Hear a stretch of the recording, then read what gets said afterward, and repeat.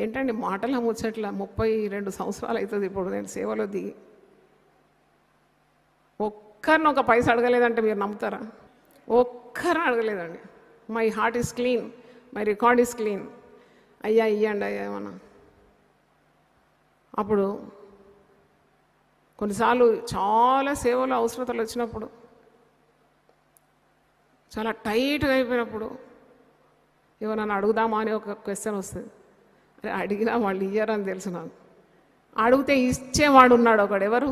దేవుడు ఇచ్చేవాడు ఉన్నాడు. హల్లెలూయా. 17 సంవత్సరాల నుండి టీవీ పరిచయం చేస్తున్నానండి. మధ్యలో చాలామంది ఆగిపోయినారు. నేను ఆగాను, నేను సాగిపోతాననే విశ్వాసం ఉండేది నాకు. మీకు ఒక చిన్న ఎగ్జాంపుల్ చెప్తాను. ఇప్పుడు జూన్ 20వ తారీఖు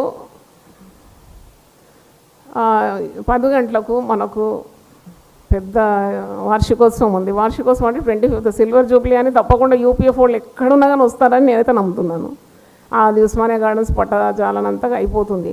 మరి వాళ్ళకి అందరికీ ఆహారం పెట్టాలి. ఆహారం పెట్టాలంటే చిన్న ఖర్చు ఏం కాదు కదా, మరి పెద్ద ఖర్చు. అది పెద్ద ఖర్చు. కానీ నా విశ్వాసాన్ని దేవుడు ఎట్లా మరి షేప్ చేసి పెట్టినాడు.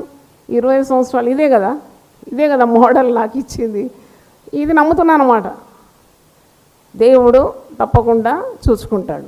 యెహోవా ఈరే, గాడ్ విల్ ప్రొవైడ్. దానికి నేను పెద్ద ఆందోళన పడి మరి సంఘంలో 12 సార్లు అనౌన్స్ చేసి తండి కవర్లు ఇక్కడ పెట్టినాం, అక్కడ పెట్టినాం, కుడికి దగ్గర పెట్టినాం, దాని మీద పెట్టినాం, రండి మాకు ఇవ్వండి, లేకుంటే చాలా కష్టం.